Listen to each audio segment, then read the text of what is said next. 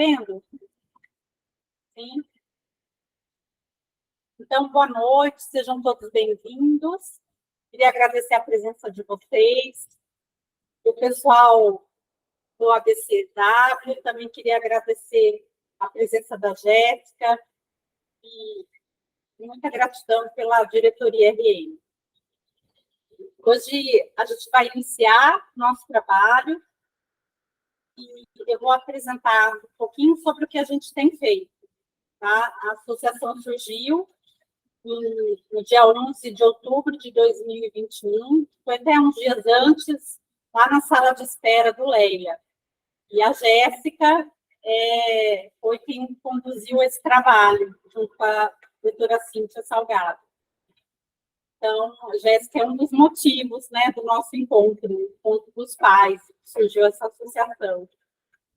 O maior orgulho disso. Aí surgiu a associação, a gente começou a fazer os nossos encontros, né? Teve a reunião, a gente sempre tem a reunião de diretoria para definir os trabalhos, e aí a gente começou com aquele filme, né? Como Estrelas na Terra. Quem não assistiu, assistam, é maravilhoso. Fizemos também a discussão do livro A Vida Secreta de uma Criança com Dislexia, de Robert Frank. Fomos para o Congresso Norte e Nordeste de Neurociência Aplicada. Também fizemos uma discussão da dislexia no contexto de sala de aula. Como o trabalho da associação é voluntário, então a gente faz esse trabalho de rifas para conseguir verbas, né, para a formalização da associação, que está em processo. Também tivemos uma roda de conversa, inclusive a Lari, que hoje vai conduzir a nossa reunião, foi uma das convidadas, junto com a Manu, que também participa do grupo. Tivemos uma live, nossa primeira live, foi perto do Dia das Mães, do ano passado, junto com a Gabi, do Dislexia MT do Mães do Brasil. Tivemos também uma palestra com a Marinês, da ABD de São Paulo. Aí a gente iniciou o Projeto Acolher. Peraí, aqui, ó. Projeto Acolher, olha aqui, Jéssica, né, o grupo, as pessoas. A Leilane aqui, a Manu, essa que chama Thaís. E aí, as participações, né, da Dislexia RN em vários eventos, como o Instituto Santos Dumont, a live do Dislexia Paraná, do Movinho, do Grupo de Estudo Cantinho da Dislexia. E aí, no segundo semestre do ano passado, nós fizemos uma proposta de, mensalmente, ter profissionais falando sobre a dislexia. O Dr. Rubens, que é neurologista, marido da Alessandra. Aí tivemos a professora doutora Ângela Matilde, que é psicopedagoga, a Renata Monteiro, que é do Movim, de Brasília, e a Lê, do NEA. Então, aqui foram, né, os encontros. Aí, ano passado, a gente fez um ano. Aí, tivemos participações nos encontros, né, no Simpósio Baiano, também no Dislexia, que foi do Dislexia Paraná, junto com a doutora Ângela Matilde. Movim, também tivemos a participação no ano passado, no lançamento da Geladeiroteca, e foi lá no Parque das Dunas, que é um parque aqui em Natal, para quem não é daqui, para prestigiar o evento. Aqui, Cantinho da Dislexia, aí fizemos um evento do Mães do Brasil, cada associação apresentou, falou sobre o tema.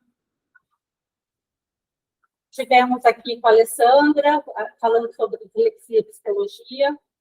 Isso foi o ano passado. Aí, esse ano, o Rony e a Verônica, que são diretores da associação, foram lá para a Bahia e foram conhecer o espaço da TRI, que é um espaço que hoje eles têm, é novo, começou esse trabalho em fevereiro, de atendimento, né, para fazer avaliação e intervenção, tanto não só com a atlexia, né, porque a demanda aparece, mas, como vocês sabem, são transtornos de aprendizagem, de modo geral, e outras coisas. Aí, começamos com o projeto Acolher, a Gabi veio para falar com a gente, reunião no mês do Brasil, na live que a gente fez com a Larissa, falando sobre descalculia. Isso é uma novidade na nossa diretoria, porque ela, como descálculo, está bem representado, né, esse tema, então tem dado força e tem nos ajudado, né, na busca de material, de entender mais sobre a descalculia.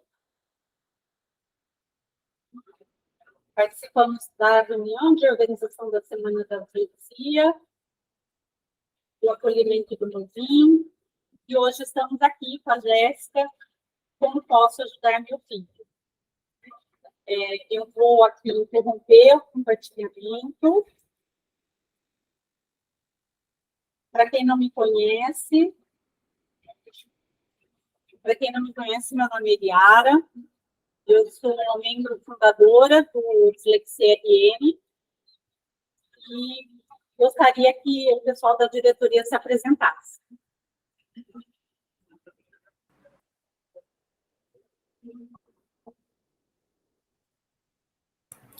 Boa noite, eu sou o Rony, também sou da diretoria.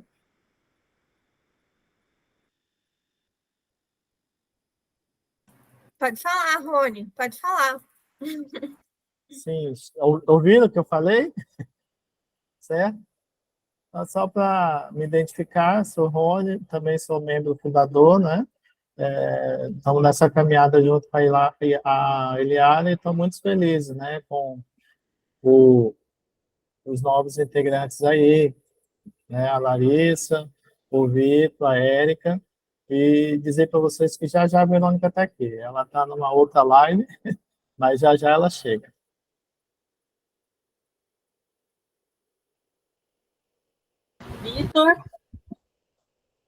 Vitor, Érica, se apresentem.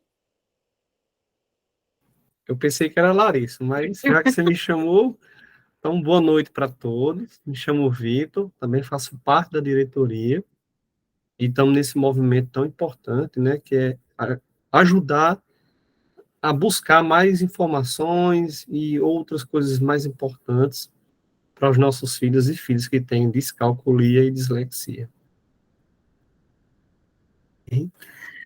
Boa noite, gente. Sou a Érica, também faço parte da diretoria. Entramos por último, né? Nossa entrada na diretoria está recente, mas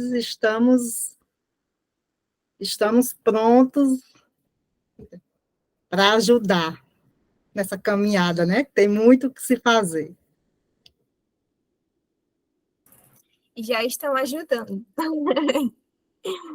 Boa noite, gente. Eu sou Larissa, estou na diretoria também da associação. Eu sou descálcula, sou atípica também. Sou psicóloga, atualmente eu faço residência lá no Instituto Santos Dumont. Verônica vai conseguir entrar, Rony, agora para se apresentar, ou eu posso seguir?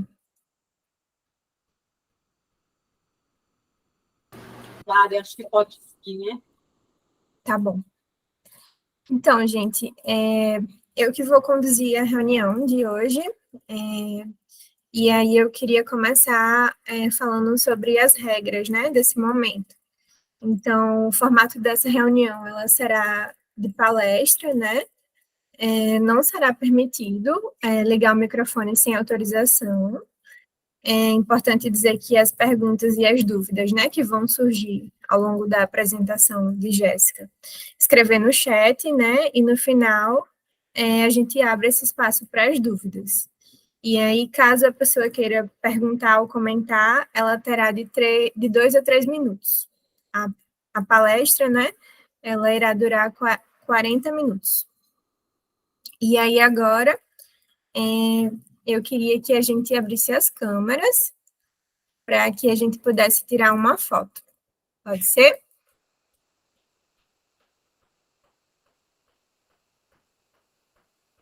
Dá um ok, Vitor, se tá preparado aí. Vamos lá, então, tirar essa foto. Quando você disser já, eu faço o print, viu? Mais alguém vai poder abrir a câmera?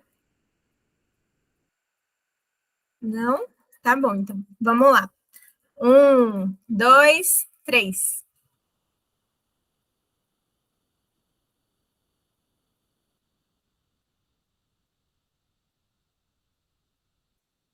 Foi, Vitor? Show. Controle de qualidade, por gentileza, dá uma olhadinha lá, se deu tudo certo.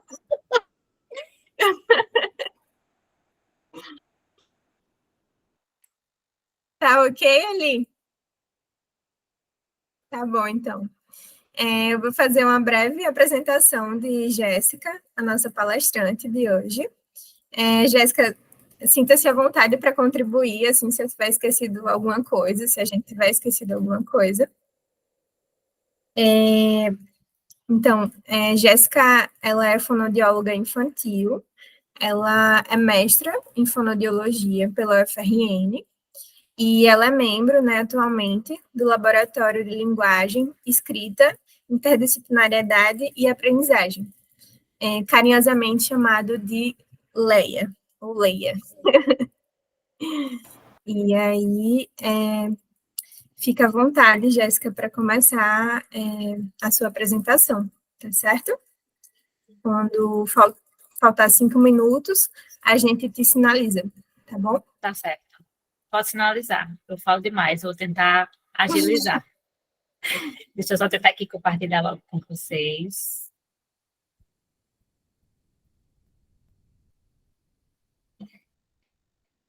Rapidinho.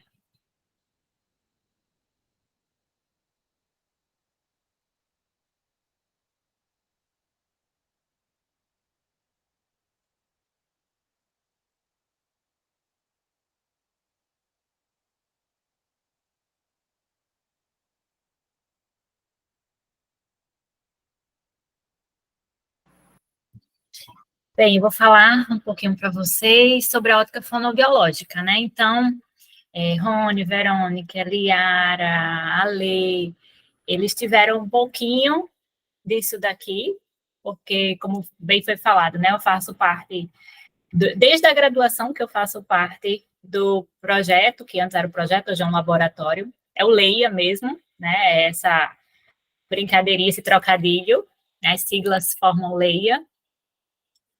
E o LEIA, ele é um laboratório que a gente avalia e acompanha crianças com transtornos de aprendizagem. Ele é da UFRN. E, diante da pandemia, a gente viu a necessidade de formar os pais para que em casa eles pudessem atuar ajudando seus filhos. E surgiu a primeira turminha, em 2021, do grupo de pais. E em 2022 a gente teve um segundo grupo, um grupo maior. Eu estava à frente do grupo de 2021, né? Em 2022 eu dei mais uma contribuição. Então, assim, queria até, já de antemão, né, agradecer a todos vocês pelo convite. Eu fico muito feliz de fazer parte, de estar aqui com vocês da associação, porque eu conheço a maioria aí da diretoria.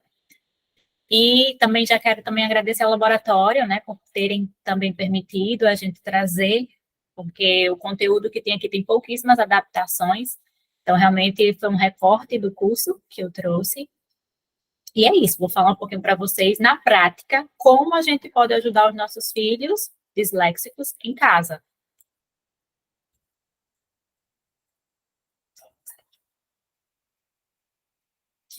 E aí, antes de iniciar com as estratégias em si, eu queria fazer uma breve introdução.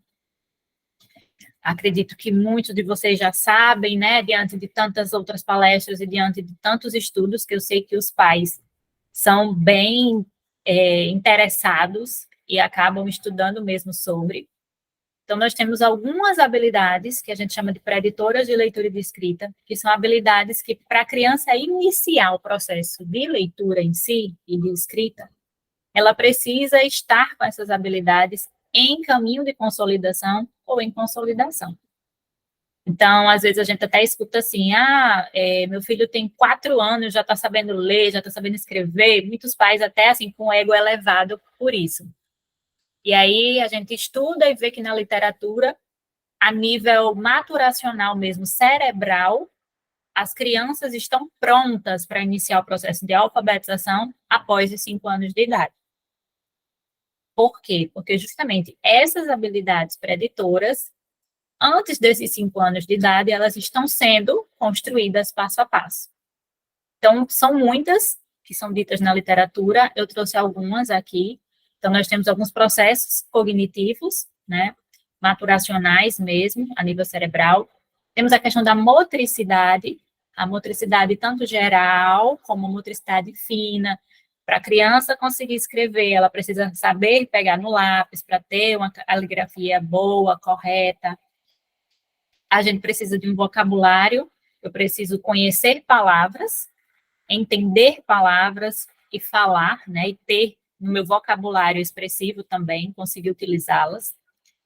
A gente tem a memória de trabalho fonológica, que eu vou falar um pouquinho mais à frente, junto com a consciência fonológica e a nomeação automática rápida. E nós temos a identificação de letras, que é a criança minimamente reconhecer as letras do alfabeto. Saber até o que é letra. Tem criança com dislexia pequenininha, que às vezes ela não consegue nem distinguir letra de número. Para ela, ela vê tudo, é a mesma coisa, né? Assim, é tudo igual. Então, ela não divide muitas vezes letra de número, às vezes só consegue diferenciar símbolos de não símbolos, né? De letras e números, no caso. E aí, dentro dessa perspectiva dessas habilidades, nós temos essas 3 habilidades que vamos dizer que elas são o ápice que a fonoaudiologia trabalha, né, para ajudar essas crianças. Elas fazem parte do processamento fonológico.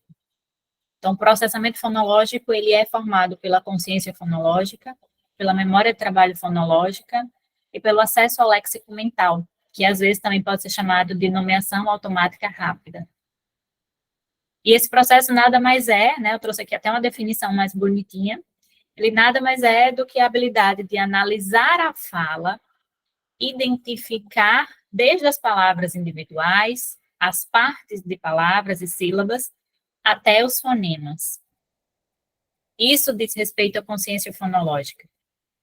A velocidade e a capacidade de armazenar, de memorizar, manipular, resgatar os componentes sonoros da palavra também fazem parte desse processamento fonológico.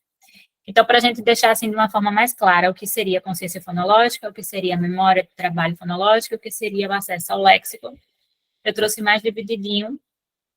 Por quê? Porque quando eu for falar para vocês das estratégias, eu vou focar principalmente nessas habilidades.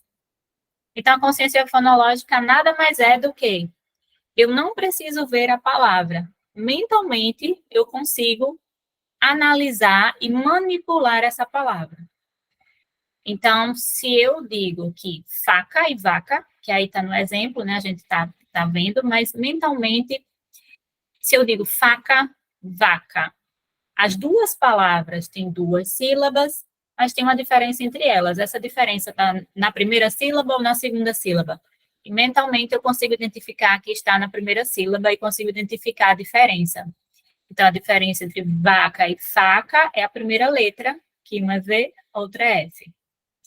Então, essa habilidade que a gente tem de não preciso ver a palavra, mentalmente eu consigo identificar os elementos dessa palavra, consigo manipular, né? Então, se eu digo para uma criança, eu tenho a palavra faca, se eu tirar o F e colocar o V, forma outra palavra, qual é a que forma?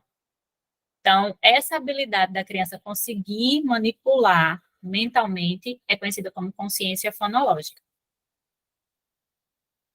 E aí nós temos a memória de trabalho, que é esse sistema que permite a gente realmente armazenar, né, guardar informações verbais ou visuais que são necessárias para essas atividades, né? Complexas, compreensão, a leitura, a escrita, planejamento. Então, o que acontece muito é a gente pegar uma criança com dificuldade de aprendizagem ou com dislexia e a gente pedir para a criança ler a palavra sapato, por exemplo. E aí a criança tem dificuldade de decodificar, né? De reconhecer o som da letra e de juntar. Então, ela geralmente faz S-A, faz sa. Aí vai passar para a segunda sílaba, aí vai ficar titubeando, aí diz pá, consegue.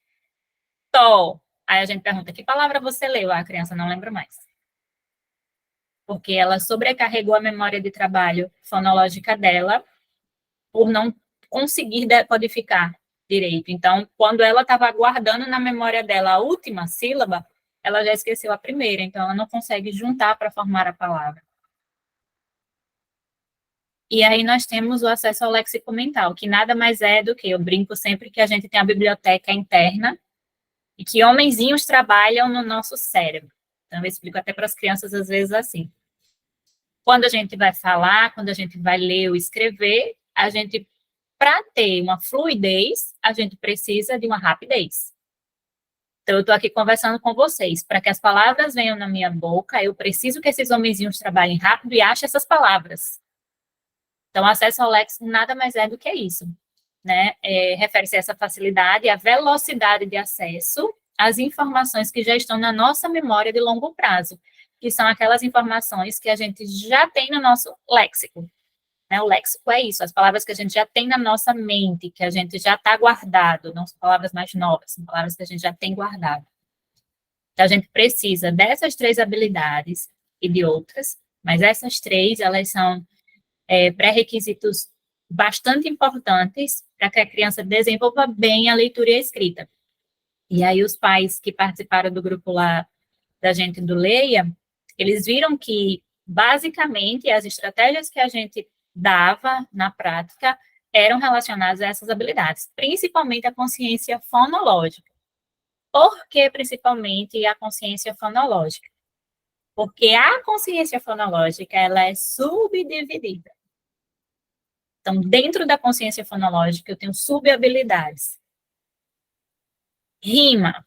Uma criança que tem dificuldade de rima é uma criança que eu posso dizer que tem dificuldade de consciência fonológica, porque a rima, ela é uma subhabilidade da consciência fonológica. Então, dentro da consciência fonológica, nós temos algumas dessas habilidades. Rima, que é identificar o final de uma palavra que é igual de outra. Aliteração, que é eu conseguir identificar ou produzir, né? Dizer para a pessoa uma palavra que inicia igual a outra. Então, eu tenho macaco e macarrão. Ambas iniciam com a sílaba ma. Eu tenho a identificação, né? Eu conseguir identificar em si a palavra. A síntese e a segmentação. A síntese é eu conseguir juntar sílabas para formar uma palavra, ou fonemas para formar uma palavra. E a segmentação é o contrário. É o que a gente, lá na nossa época, a gente dizia assim, nas nossas tarefas de escola, vinha, separe as sílabas. Esse separar as sílabas é a segmentação, é a criança conseguir fazer a separação dessas palavras. A manipulação é eu mexer na palavra, eu posso tirar uma sílaba, eu posso colocar outra, eu posso mudar de lugar na transposição. A transposição é, por exemplo, eu tenho a palavra topa.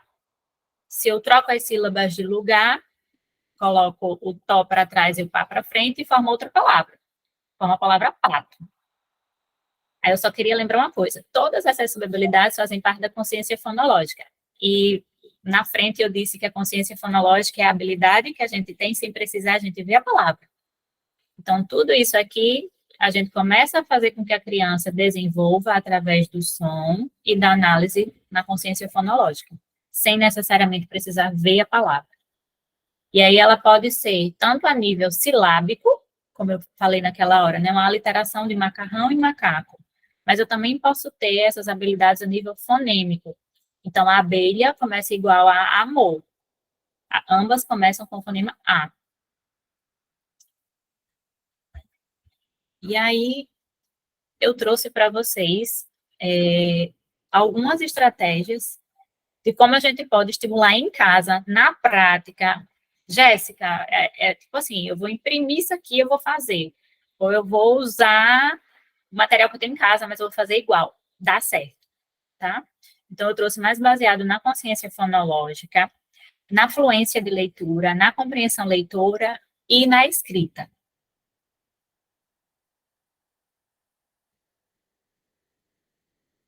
Aí eu não poderia deixar de falar sobre.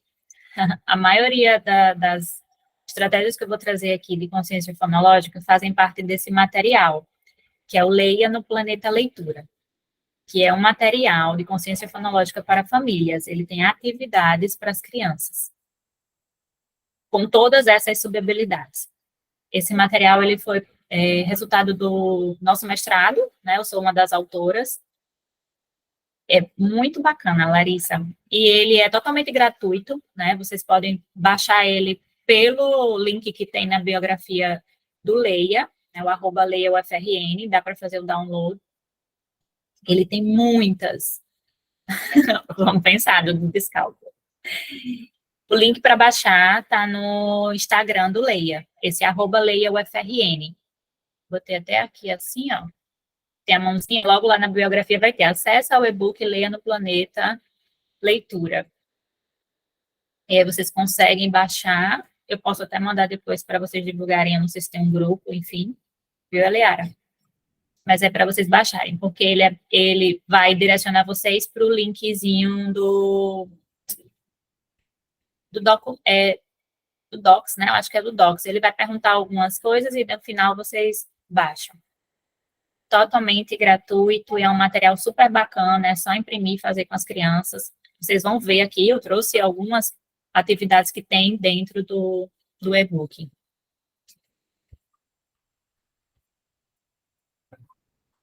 Então, na habilidade de rima, né? Então, a rima nada mais é do que eu conseguir identificar que uma palavra termina com o mesmo som que outra.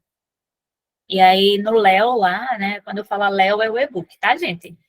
É que Léo é o mascote do Leia. É esse menininho que é nordestino todo, cangaceiro, e que tem dificuldade de aprendizagem, o Léo. Então, no Léo, a fase 19, ele é todo voltado como um joguinho.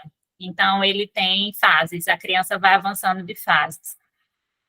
Então, na fase 9 tem, por exemplo, a atividade dos foguetes carteiros. Então, a criança o foguete só leva dentro dele o que rima com o nome do foguete. Então, o nome do foguete é chocolate. Qual das figuras que rima com chocolate? Aí vocês vão ver que no exemplo tem o nome, né? Esse primeiro é o exemplo, esse aqui, tem o nome das figuras. Nos outros já não tem, porque justamente, trabalhando com consciência fonológica, a gente quer que a criança não se apoie no visual, né, na escrita visual da palavra. E aí tem uma outra opção, né, que não está dentro do Léo, mas uma outra alternativa vocês podem montar em casa figurinhas, o que vocês puderem imprimir, um quebra-cabeça, por exemplo. Então, pato rima com quem? Foguete rima com quem? E aí, às vezes, tem criança que não sabe o que significa rima. Então, sempre iniciar falando para a criança, né? Qual som final? Quem termina igual? Vamos ver o último som. E tentar trabalhar com elas dessa forma. Uma coisa que eu queria dizer antes, esqueci, quando a gente usa jogos, quando a gente usa materiais lúdicos, as crianças, elas tendem a ser menos resistentes, né? Então, tem crianças, às vezes, que nem sabem o que a gente está estimulando elas. Elas estão tão empolgadas, querendo brincar, querendo participar, que elas não compreendem que aquilo ali faz parte do aprendizado também. E aí também tem as atividadezinhas de aliteração. Então, no Léo tem a fase 4, que fala para a criança ligar, né? Qual figura, qual palavra inicia igual a outra, a nível silábico.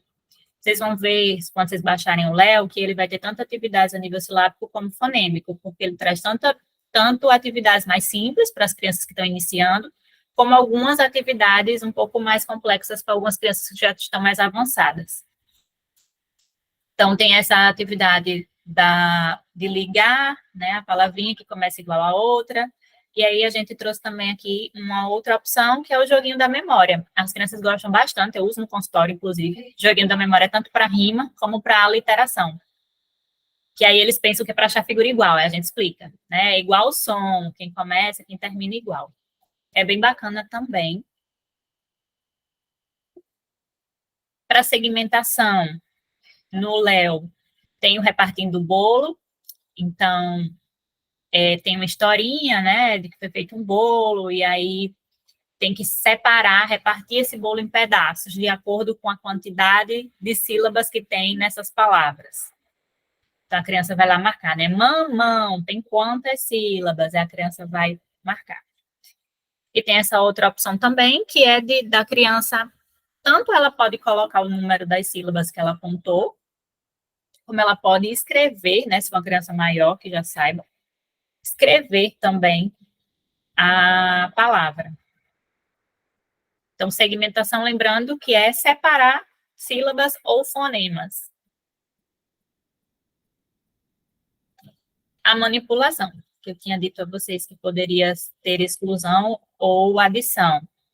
Eu posso tirar uma sílaba, um fonema, colocar outro, enfim. Então, a gente tem um bingo fonológico no Léo, que também é bem bacana, né? Tem as cartelas, tá tudo aí prontinho. As cartelas do bingo. E aí tem ali, né? Chuva rima com luva. Então, quem tem a palavra luva lá na cartela, marca ponto. E aí, aqui, ele já dá uma misturada, na verdade, esse bingo fonológico, né? Ele não tá só como manipulação, ele também tem umas atividades de rima. Então, tire a palavra, a primeira sílaba de luva. E aí, o que fica, né? Tem a primeira palavra igual de luva. Troque o R de rato pelo G. Que palavra forma? Então, essa é bem de manipulação, né? Eu tiro um som, tiro e eu boto G. Então, vai formar uma outra palavra, vai formar a palavra gato. Então, no bingo, quem tiver a palavra gato, marca ponto. E assim vai na brincadeira e, ao mesmo tempo, estimulando a criança. Aí, na transposição silábica, que foi a habilidade que eu estava falando para vocês, que quando eu troco de lugar a sílaba, ou os fonemas, eu invento uma nova palavra, eu crio uma nova palavra. Então, por exemplo, vamos inverter a palavra cama. Se eu troco as sílabas de cama, vai virar maca. E aí a criança pode desenhar a nova palavra que formou. Então, são atividades que, se a gente for pensar, são atividades muito simples, assim, que a gente pode fazer em casa. E que eu sei que muitas vezes falta, acho que a palavra nem é criatividade, eu acho que a palavra é informação mesmo, de como fazer, né, de como fazer. Tanto que, às vezes, quando a gente mostrava para os pais, né, eles diziam assim, caramba, eu faço isso. Acho que era a Verônica, que dizia que brincava no carro com o filho, às vezes, e fazia coisas parecidas. Eu faço isso e não sabia que eu estava estimulando que isso era uma habilidade. Então, aqui mais um exemplo da exclusão, né? Se eu tirar a última sílaba da palavra sapato, o que é que sobra? Forma uma outra palavra. Então, eu tiro a última sílaba de sapato, fica sapa. As crianças, geralmente, assim, o Léo, ele tem feito um grande sucesso, a gente tá até vendo aí o segundo filho, o irmão deles, para sair, porque tem sido bem bacana, realmente. E as crianças realmente interagiam. Então, exclusão. Aí, dentro do Léo, tem algumas outras atividades, como eu falei para vocês, num nível um pouquinho mais elevado. Então, tem essa trilha, tem esse presentes especiais, que é o quê? Misturam as habilidades. Então, dentro de uma mesma tarefa, eu vou ter as habilidades misturadas, né? Então, nessa trilhazinha, troque a primeira sílaba por já. Então, o desenho é foca. Se eu vou trocar a primeira sílaba, a criança vai ter que dizer o que forma, né? Inverta as sílabas da palavra vaca. Tire a segunda sílaba da palavra sapato. Troque por outra, e assim vai. Nessa dos presentes especiais, separa as sílabas, aí pergunta qual é a sílaba inicial, que outra palavra que começa com a mesma sílaba que o presente, e que outra palavra que rima com o presente. Então, tem 4 habilidades numa mesma atividade, 4 subhabilidades numa mesma atividade. E aí eu decidi também trazer para vocês as outras, né, entrando, eu falei um pouquinho de consciência fonológica, dei pelo menos um exemplo do que dá para fazer de algum jogo, algo que dá para estimular de cada subhabilidade. E aí eu trouxe também da relação grafema-fonema, não sei se todos vocês conhecem, né? Tem uma outra colega fono aí que provavelmente já deve utilizar. Existe o Boquinhas, que é um método que ajuda as crianças a desenvolver tanto a fala, como é muito bacana para desenvolver a parte fonológica de leitura e de escrita. E o método multigestos, eles são, na verdade, métodos que têm, vamos dizer, o mesmo intuito. Eles são métodos parecidos. Eles usam um gesto associado ao som da letra, para que a criança memorize de forma mais rápida, né? Tendo o visual e o gesto. Então, o multigestos e o Boquinhas, eles ajudam muito as crianças com necessidade de apoio, realmente, para a leitura e a escrita. Quando eu fiz o curso, eu tenho o método multigestos, eu aplico com as crianças. E quando eu fiz o curso, ele era um método muito mais voltado para a criança com apraxia de fala e síndrome de Down. E hoje eu sempre falo que eu uso com quase todos os meus pacientes. Atraso de fala, dislexia, enfim. Os pacientes com dislexia, eles têm um ganho imenso. Porque eu preciso reconhecer os sons das letras para poder ler, né? Que é uma outra dificuldade que a gente tem aqui no Brasil, porque são poucas escolas que trabalham com o método fônico, que ensina o som da letra para as crianças. Então, é muito mais, né, o método silábico, é B com A, bá, B com E, bé, e B com A não faz bá. Né? O som do B, eu não faço B-A, né, B-A, o som do B é B. Então, quando eu junto B-A, faz bá. Então, a criança, ela precisa saber que a gente tem uma letra que pode ter mais de um som, que tem um som que pode ser representado por mais de uma letra. Então, ela precisa reconhecer isso para a gente dar a ela, vamos dizer assim, a faca e o queijo na mão para ela ter uma boa leitura. Então, se a criança sabe que o G, ele tem 2 sons, ele tem o som de G e o som de J, e sabe que o som do J, ele só vai ser utilizado quando ele vier junto da letrinha E e da letrinha I, isso aí facilita de uma forma gigantesca para a criança, na hora que ela vai ler. Porque ela não precisa ficar decorando que G com A é H. Ela vai lembrar do som. E os gestos, eles ajudam muito, porque às vezes eu estou com um pacientezinho e ele esquece. Eu pergunto, eu digo, qual é o som dessa letra? Aí ele esquece. Eu faço o gesto, na hora os meninos lembram o som. Então, também é bem bacana. O Boquinhas eu não tenho certeza, mas o multigestos, se vocês procurarem no YouTube por multigestos, abre o vídeo que ensina todos os sons das letras junto com o gesto. Certo? No YouTube mesmo, só botar multigestos, aparece lá.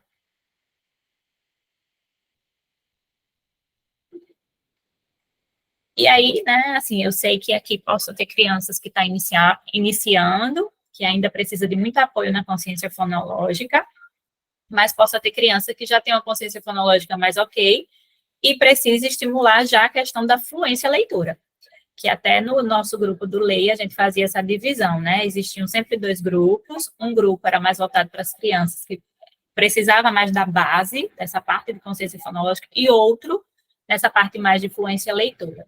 Então, eu trouxe também aqui algumas dicas para vocês de como tentar fazer em casa. Então, primeiro, escolher textos que gerem motivação. Ah, mas meu filho não gosta de ler nada. Mas o que é que ele gosta? Eu já peguei um paciente que queria ser vaqueiro. Eu imprimia texto de vaquejada. Vaquejada, gado, de vaqueiro. ele não queria saber de estudar, ele já era adolescente, ele não queria saber de estudar, ele não queria saber de nada, ele só queria ser vaqueiro.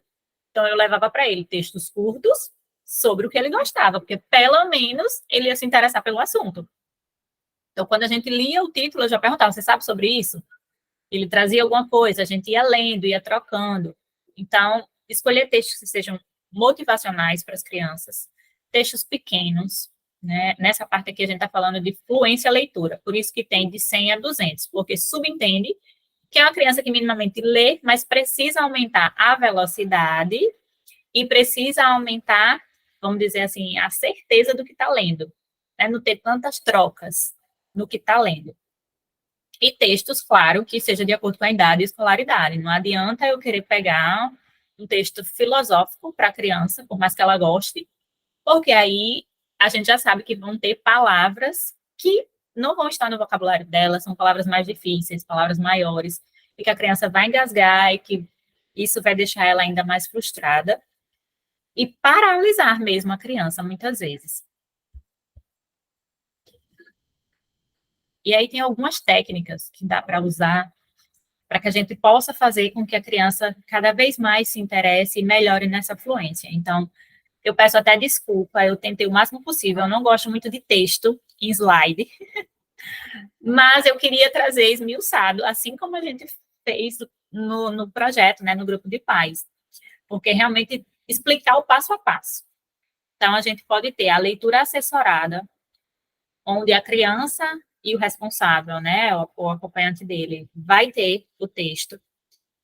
A pessoa que está com a criança vai ler e a criança vai só acompanhar silenciosamente o texto. Então, vocês podem comentar sobre o texto, pode perguntar à criança quais são as palavras que ela não conhece, pedir para ela grifar, circular, enfim, as palavras que ela não conhece. Na segunda vez, vocês vão ler juntos, tentando colocar mais ritmo e correção nas palavras dessa criança. Então, eu estou lá lendo com o meu filho. Então, filho, primeiro eu vou ler. Só escuta, só vê as palavras aí. Leio tudo. Tem uma palavra que você não conhece, você quer circular, explica o que é aquela palavra. Agora vamos tentar ler junto comigo. Primeiro que a gente vai tentar acompanhar o ritmo da criança, né, um pouco. E tentar fazer com que ela leia mais correto. Ela já teve a primeira vez, ela escutou a leitura. Então, quando ela vai ler junto, a gente espera que essa fluidez venha de uma forma mais realmente assertiva.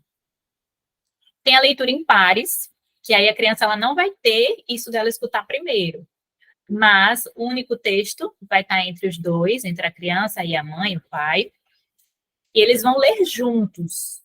A criança pode acompanhar com o dedo, que a gente chama do apoio, né, digital, ela pode ir com o dedinho, com uma régua, alguma coisa para não se perder, e a mãe, o pai, vai ajustar tanto a entonação como a velocidade para a velocidade da criança.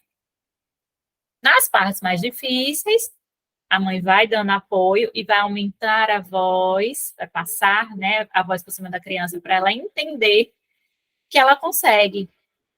A partir do momento que a criança tiver segurança de continuar, a mãe baixa de novo. Então, basicamente eu estou lendo com meu filho, e aí, por exemplo, eu estou lendo esse primeiro parágrafo. Cada um ficará com uma cópia do... Aí, texto, o menino não está conseguindo, meu filho não está conseguindo. Aí ele vai ficar... Do texto, a criança, aí ele volta a acompanhar, e aí eu baixo de novo o tom e vou acompanhando a velocidade dele. E uma coisa muito importante, quando a gente está lendo, a gente precisa colocar expressividade. Então, quando a gente está lendo história, não é uma coisa reta, né?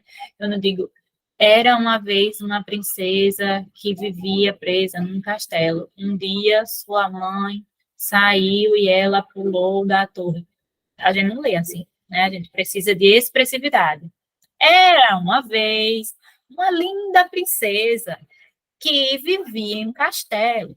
Certo dia, sua mãe saiu e ela pulou da torre. Então, eu preciso trabalhar com as crianças também as entonações, o ritmo, né? Essa nuance. Como é que a gente pode fazer isso? Às vezes é mais fácil para a criança, ela já sabe, às vezes, o alfabeto, os números, dias de semanas, meses do ano. Então, eu começo a usar com elas pontuações diferentes para essas coisas que ela já sabe. Então, se for meses do ano, eu posso começar. Vamos lá, a gente vai falar de acordo com a pontuação. Janeiro, fevereiro, é uma pergunta. Como é que fica essa palavra? Se for uma pergunta, se for uma exclamação. E aí a gente pode também começar a aumentar, passar para frases. Então, uma mesma frase, com pontuações diferentes, gera expressividades diferentes. À medida que essa criança ela vai avançando, a gente vai aumentando o nível de dificuldade, vai aumentando a quantidade de elementos frasais e também podendo colocar em uma mesma frase mais de uma pontuação.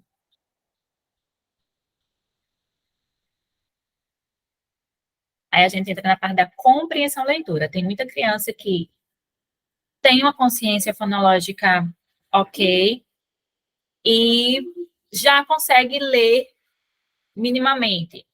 Mas quando a gente pergunta o que foi que você entendeu do texto, a criança simplesmente não entendeu nada, ou entendeu muita coisa errado, ou entendeu o básico do básico. A gente tem um texto de avaliação que a gente usa com as crianças de terceiro ano, que é um texto de 92 palavras, que fala sobre o bebê elefante. E às vezes tem criança que consegue decodificar a maioria das palavras, mas quando chega no final, a única coisa que elas lembram é engraçado, porque a maioria das crianças, a única coisa que elas lembram é com quantos metros e com quantas toneladas nasce o elefante. E aí elas guardam porque tem número, ele é em número, ele vem 100 quilos, 1 metro. Então, por mais que metro, às vezes elas engasguem, mas elas sabem que está relacionado a alguma coisa ali. Mas aí a gente pergunta outras coisas, o que é que gosta de brincar? No texto fala que o animal gosta de brincar com bola de barro seco. Aí já veio de tudo para mim, como compreensão. Ele gostava de brincar de bala, de bola, aí, às vezes ele gosta de brincar de coco seco, como já disse. Então, assim, eles vão botando de acordo com o que eles têm. Então, para melhorar essa compreensão leitura, né, eu preciso... A gente pensa, às vezes, eita, meu Deus, para melhorar a compreensão leitora, a gente pensa, nossa, vou fazer ele ler e sempre me dizer o que é que está acontecendo. Só que não necessariamente. Então, a gente tem também aqui algumas eu vou correr. A gente tem algumas estratégias que dá para fazer no dia a dia. Então, a gente trabalha com a criança, a gente dá uma palavra que não existe, uma palavra que existe, pede para a criança dizer para a gente qual é a que existe. Por que essa outra não existe? Ou então, eu dou uma palavra para a criança faltando letras. E aí eu peço para ela me dizer o que está de diferente nessa palavra. Ou ainda, posso distribuir letras aleatórias, alfabeto móvel, e pedir para ela montar as palavras livremente. E trabalhar essa compreensão da palavra escrita, né? Então, eu posso apresentar uma palavra em 3 figuras e pedir para ela relacionar. Essa palavra está relacionada a qual dessas figuras? Essa parte de compreensão eu vou dar realmente aqui uma enxugada, porque eu vou só pincelar, porque eu quero falar rapidinho de escrita. Já está finalizando. Trabalhar a compreensão da palavra escrita com categorias semânticas. Então, eu posso escolher uma palavra. Macaco. Macaco é o quê? E a criança listando. Macaco é animal. Sorvete é o quê? É comida. Então, aí você pergunta, eu encontro isso aonde? Isso serve para quê? Então, dá aquela noção de mundo para a criança. Ela sabe o que é, ela sabe para que serve, sabe a função, sabe onde está. Outra ideia é a tempestade de ideias. Então, é você escolher um tema. Filho, vamos falar sobre futebol. O que é que a criança sabe sobre futebol? Vamos escrever tudo que ela sabe sobre futebol. E aí, depois, a gente vai montar um texto com essas palavras. Também pode ser. E é importante a criança saber que textos têm começo, meio e fim. Como é que eu posso trabalhar isso? Eu posso pegar um texto, cortar ele, embaralhar e juntar junto com essa criança, e montando junto com ela. E a gente pode perguntar o que ela já sabe sobre esse texto, se ela, sem ela precisar ler o texto todo, se ela já consegue dizer o que ela acha que vai acontecer naquele texto. Após ler, ela pode grifar os termos que ela não conhece, ela pode identificar um tema central de cada parágrafo, a gente pode ler um parágrafo, parar e já perguntar o que ela entendeu ali, elaborar perguntas, perguntar se ela não entendeu algo. Então, tudo isso facilita na compreensão leitura. E aí, para fechar, eu trouxe só as questões de escrita. Como a gente pode estimular essa escrita em casa. Então, quando eu falei lá de relação grafema-fonema, né, letra-som, é importante mostrar para a criança que isso aqui acontece. O G, ele pode ter 2 sons. O som do S pode estar com a letra C ou pode estar com a letra S. Então, ele precisa ter essa consciência, porque na hora de escrever, a gente vai pelo oral, né? Então, eu falo muitas vezes para a criança que o S tem som de S, e o C também, às vezes, pega emprestado, mas se eu pedir para ela escrever para mim céu, a maioria vai escrever com S. Então, a criança precisa identificar e saber que não é assim sempre. Apresentar para a criança que uma sílaba, ela não vai ser sempre só consoante e vogal, vai existir essas outras montagens, né? Pode ser consoante, consoante, vogal, consoante, vogal, consoante, consoante, consoante, vogal, consoante. Então, a gente pode sempre parar, dividir a palavra e falar para a criança, ó, percebe, é igual a essa outra? Então, identificar que pode ter essa escrita diferente. E, por fim, elaborar textos realmente escritos ou narrativas. Então, no dia a dia, pedir para a criança escrever algumas coisas. Eu lembro que a gente falava muito isso, Verônica falava muito que deixava bilhetes para o filho ler, né? E aí são ideias realmente que a gente traz. Então, pedir para a criança escrever, às vezes, brincar de adedonha. As crianças adoram brincar de adedonha. É uma coisa que eu uso dentro do consultório. E aí, outros jogos que estimulam essa escrita, pedir para a criança fazer uma lista de compras. O que é que está faltando de fruta? O que é que eu vou comprar? Pedir para a criança fazer. Então, ler uma história e escrever um outro final para essa história.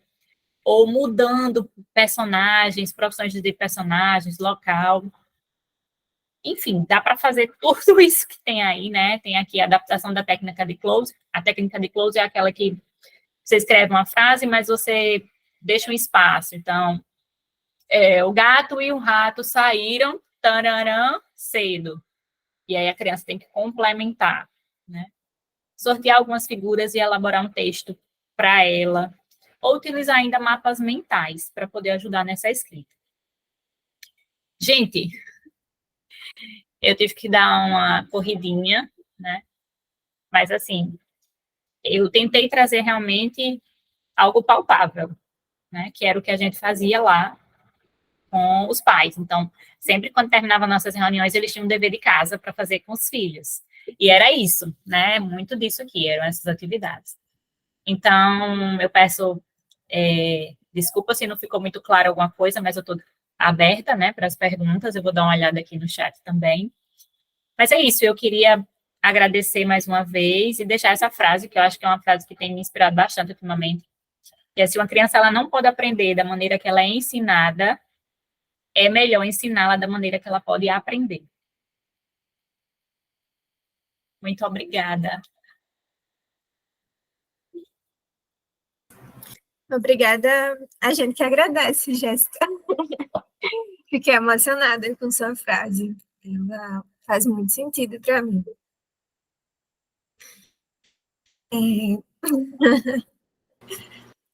Quer que eu assuma, Lari? Sim, quero. Porque é uma frase forte mesmo. Desde que eu vi a primeira vez, eu tomei ela para mim. Porque às vezes é isso, né? A gente quer que a criança, desculpa a expressão, mas é enfiar a goela abaixo um aprendizado. E a gente vê muito isso nas escolas, principalmente. Eu faço visita escolar e às vezes a gente chega e as escolas não têm tato realmente de como lidar com as crianças, principalmente com dislexia. E elas querem que a criança esteja dentro daquela caixinha e que aprenda igual a todas as outras. E a gente sabe que não é assim. Então, a melhor maneira é da forma que ela pode aprender. Então, a gente vai se adaptar à maneira que eles precisam. Perfeito, Jéssica. Vou até também colocar aqui, ó, as figurinhas. Vamos começar, então, com umas perguntas. Tem aqui já no chat e tem o pessoal já levantando a mão. Como é que você prefere começar, Jéssica?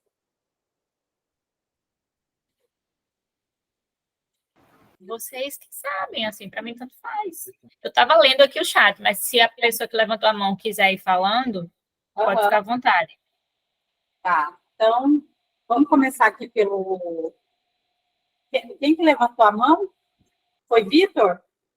Eu fui bater palma, minha gente, perdão. Aí levantei a mão. Tá Tá. valendo.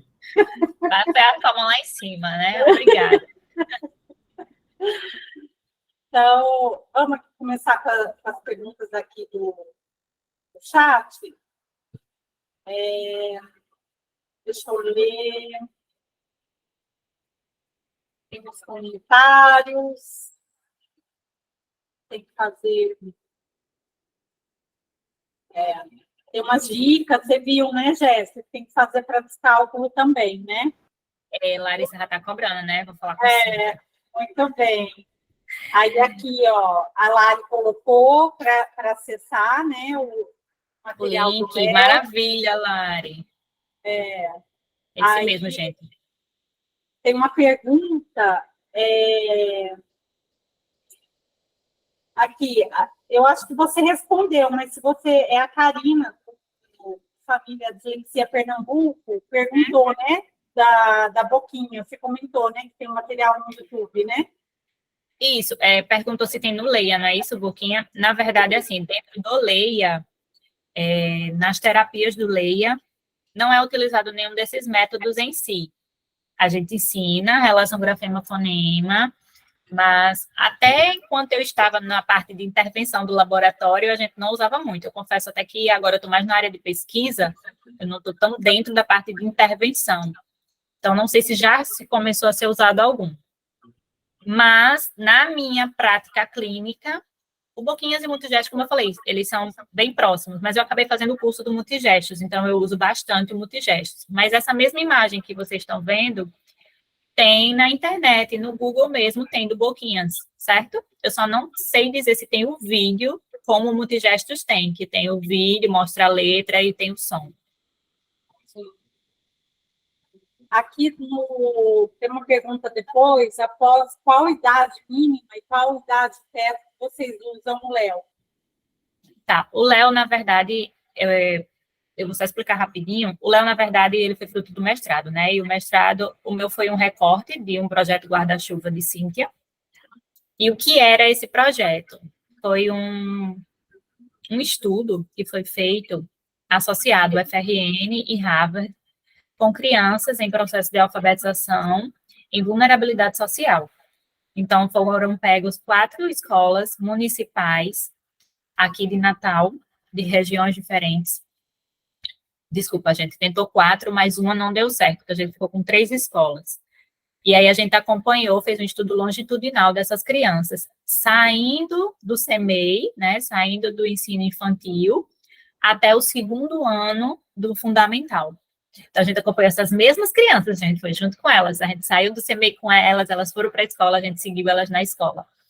E aí, o Léo, ele veio muito mais dessa perspectiva do coração da gente, de ajudar essas crianças mais carentes, que não tinham tanto recurso. Tanto que o Léo, ele foi entregue para cada criança das escolas que participaram da pesquisa, foram entregue e impresso, né, o livrinho mesmo. E aí, depois a gente teve a ideia de realmente abrir de forma gratuita na internet, porque a gente sabe da dificuldade de muitas crianças.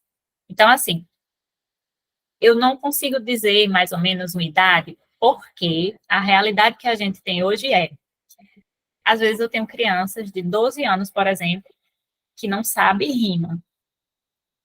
O meu TCC, né, na graduação, foi sobre rima, e a gente tinha isso. Chegava crianças para a gente no Leia, já pré-adolescente, que não sabia rima, por exemplo.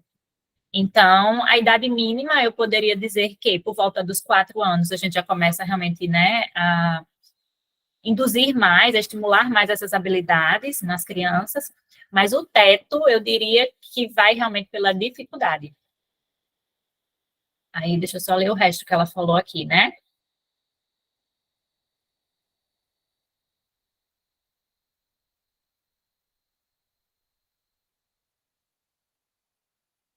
Isso, pronto. Eu até, quando eu estava revendo hoje o slide, eu fiquei com vontade de colocar sobre o processamento visual. Meu Deus, tem tanta coisa, mas eu poderia pelo menos citar.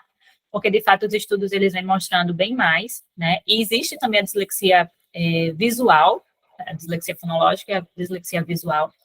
E aí, essa questão dos estudos de processamento visual associado ao processamento fonológico, eles estão cada vez mais aparecendo, surgindo, justamente por isso, né? Devido a essa questão de espelhamento, de trabalhar esses dois sistemas ao mesmo tempo. Tem algumas crianças que têm essa dificuldade realmente de processamento visual. Então, eu acho que sim, que a gente precisa trabalhar, na verdade, os dois, né? Está trabalhando o processamento fonológico, mas até lá no Leia, quando as crianças chegavam, a gente sempre tentava, de alguma forma, porque as crianças que vão para o Leia, muitas vezes, são crianças mais carentes, a maioria, mas pelo menos, minimamente, algum teste, alguma coisa visual e auditiva para a gente poder, pelo menos, ter uma noção de como está.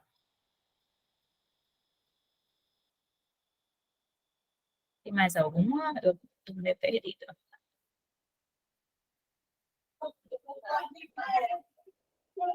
Ah, tá. Isso, verdade. No ProLei, no material dos ossos, tem o material da boquinha e no Google tem o vídeo e som. Ótimo, obrigada, Lei.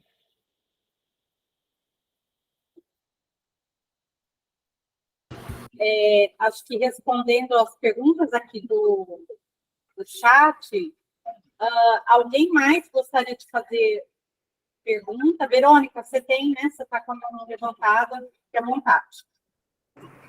Boa noite, pessoal. Boa noite, Jéssica. Tudo Oi, bem? Verônica. Saudade. Saudades. Desculpa ter chegado um pouquinho atrasada, mas eu estava na reunião de pais da escola do Eduardo. Sem problema, mãe é mãe. Mãe em primeiro lugar. Foi um pouquinho complicado. Mas eu queria fazer uma pergunta para ti, que é a seguinte: Eduardo, ele agora, mês passado, ele conseguiu ler um livrinho de história, esses livrinhos que tem 2 frases por página, né? Então, ele está lendo naquele ritmo silábico, tipo assim, ser uma criança pode... Um pouquinho até mais lento que isso, mas ele começou a ler. E ele conseguiu concluir o livro todo. Ele nunca tinha conseguido chegar até o final, né?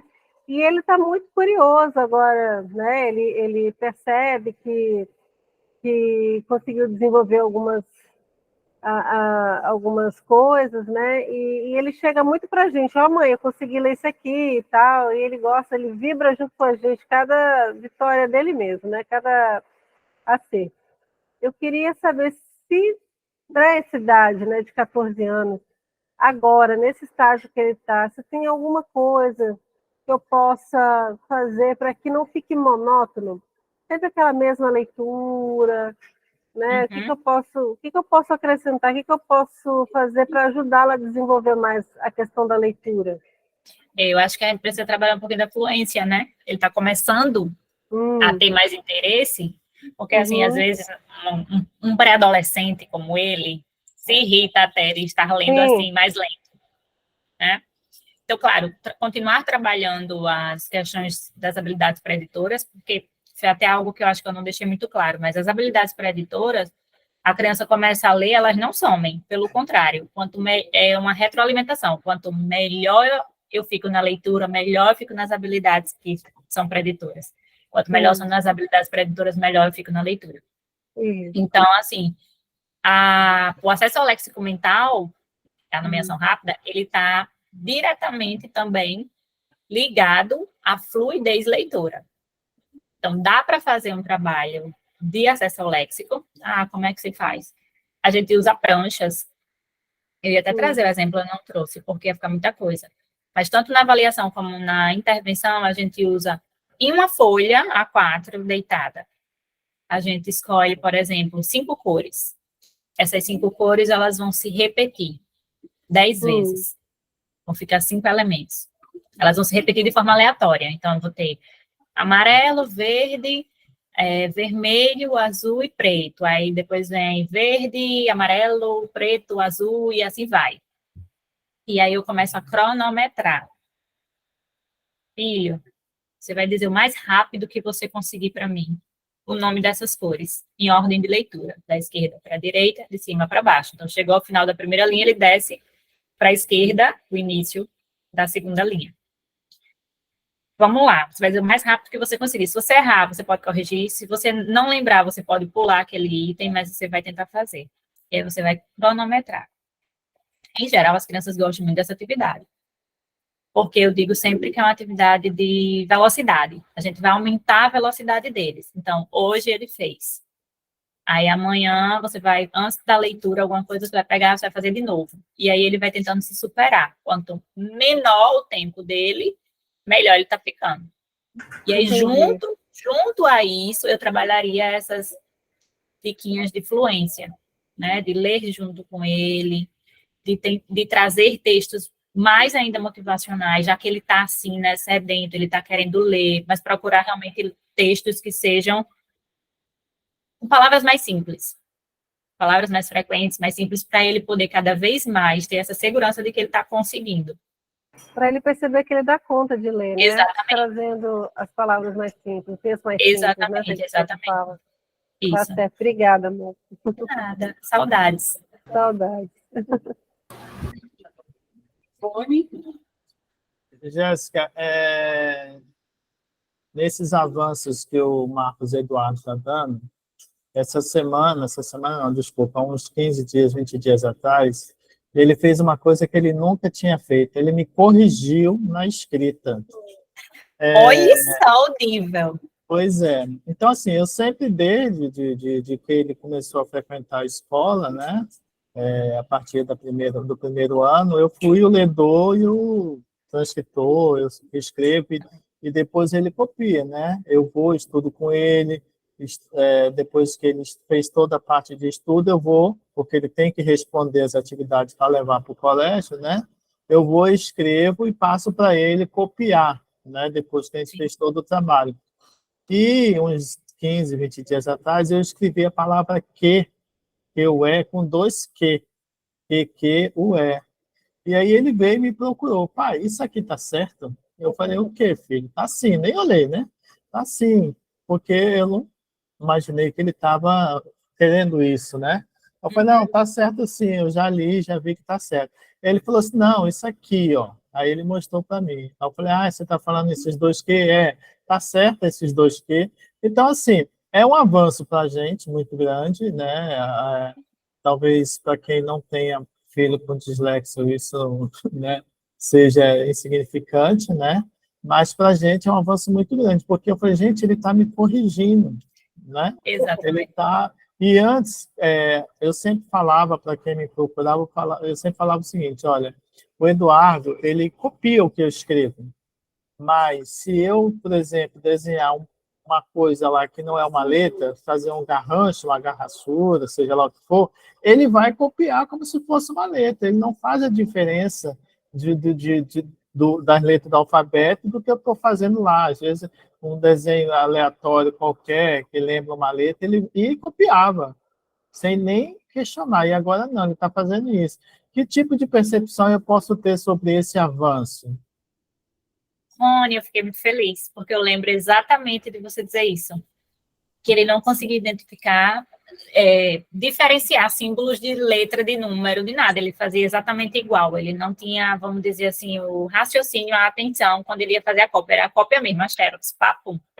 Xerox. E aí começou a acontecer uma das estratégias que a gente faz lá, né, que eu estava falando para a escrita, que a gente coloca, tira um pedaço da palavra, bota uma coisa estranha para ver se a criança consegue analisar. Ele está analisando a palavra, né? É a consciência fonológica mesmo aí já ativa, vamos dizer assim. Então, quando ele vê aquela palavra, a identificação de que aquilo é uma palavra, ele está começando a ler mais, então ele já identificou que tem alguma coisa estranha, ele já deve ter visto muito que é uma palavra que é muito comum, né, em textos, em frases. E ele parou e fez, opa, isso aqui não faz sentido, não. Ele analisou aquilo ali, né? Não, mas espera aí, isso aqui não existe. Será que é assim mesmo? Aí, quando a gente, né, ainda não tem total segurança, a gente pensa, será que é assim mesmo? Espera aí que eu vou perguntar, né? Mas foi exatamente isso. Ele já está usando das habilidades, realmente, para poder, ele identificou, ele usou da consciência, ele analisou aquela palavra e ele foi saber o que é que estava acontecendo ali, né? É como quem dissesse assim, poxa, eu passei tanto tempo, me aprenderam dessa forma, é assim agora, né? Então, super bacana, fiquei muito, muito feliz. Eu lembro de você trazer isso, né, no grupo da gente, de dizer que ele realmente só fazia copiar e colar. Se você errasse, fizesse um garrancho diferente, ele fazia o mesmo garrancho, né? Um borrão, alguma coisa. Muito bacana, muito bacana. Ótimo. Mais alguém? Mais alguém gostaria de fazer alguma pergunta? Não? Então, vamos encerrar. Érica, Vitor, vocês têm a frase de fechamento?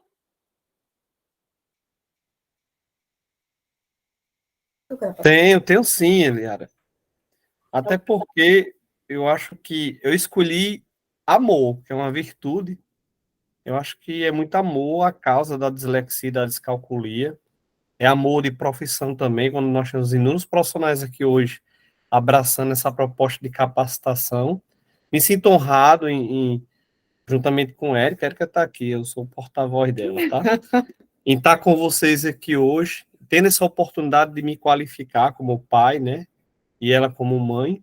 Então, eu escolhi uma frase chamada amor. Se você me permitir, eu posso compartilhar com vocês a frase do filósofo que eu sempre gostei, né? Eu tenho uma caidinha por Rudolf Steiner, eu já disse a vocês, né? Érica disse, traga alguém de Paulo Freire, depois eu trago Paulo Freire para vocês. Eu vou explorar Rudolf Steiner. E aí, o que é que eu trago de Rudolf Steiner para nós? Eu vou ocultar aqui, acho que vocês estão vendo aí a tela, então? Como é que você vai ver se não dá problema? Vocês conseguem ver a tela, gente? Positivo e operante. Continue. Oh, obrigado. Sim, dá para ver. Obrigado, gente. O que é que o Steiner fala sobre o amor? Ele diz o seguinte, por convicção e amor, eu quero fazer o que faço e deixar de fazer o que não desejo fazer. Então, eu tenho convicção que nós estamos aqui hoje fazendo algo em prol do amor. E eu não gostaria de deixar de citar esse filósofo na nossa fala de hoje, porque eu sei que ninguém está aqui se não tem um amor com algo elevado, o amor dos nossos filhos, o amor dos nossos pacientes e o amor ao próximo. Então, assim, eu quero agradecer demais a Jéssica por ela estar, digamos assim, na abertura, né, desse momento de capacitação para todos nós. Clare, quer agradecer? Daí depois eu finalizo. Quero sim. Obrigada, Jéssica. A sua palestra fez muito sentido para mim, né? A frase final, assim, fechou com chave de ouro. Acho que é muito desse movimento que a associação trouxe, né? De que educação é direito, mas ela deve ser feita com prazer. Então, o acesso à escola é fundamental, de fato, mas esse processo ele precisa ser, de fato, construtor, né? De subjetividade, de experiências sociais, não só de sofrimento. E aí, como pessoa típica que eu sou, eu fiquei muito feliz de ver uma profissional engajada e sensível. Muito obrigada. Ai, muito obrigada a vocês, de verdade. Eu fico muito feliz, né, de ter participado, muito feliz de estar com vocês. Vou aparecer mais vezes para acompanhar colegas e muito obrigada. Realmente é uma luta, né, para todos nós, porque eu sempre me coloco junto das famílias nessa luta. E é como você bem disse, a educação ela é direito, mas não precisa ser algo pesado. E em casa, muitas vezes, é onde é mais pesado, né, onde é mais difícil, que a gente fica realmente sem saber como lidar. Então, a gente está aqui para isso também, para ajudar vocês a tornar essa caminhada um pouquinho menos árdua. Muito obrigada, pessoal. Jéssica, então, eu encerro em nome da Dislexia RM. Queria agradecer a sua participação, a sua parceria, o seu carinho com a gente. Muito obrigada, viu? E vamos pensar em mais oportunidades com você, tá bom, querida? Um beijo no coração. Combinado. Boa noite a todos. Obrigada aí pela participação. Boa noite.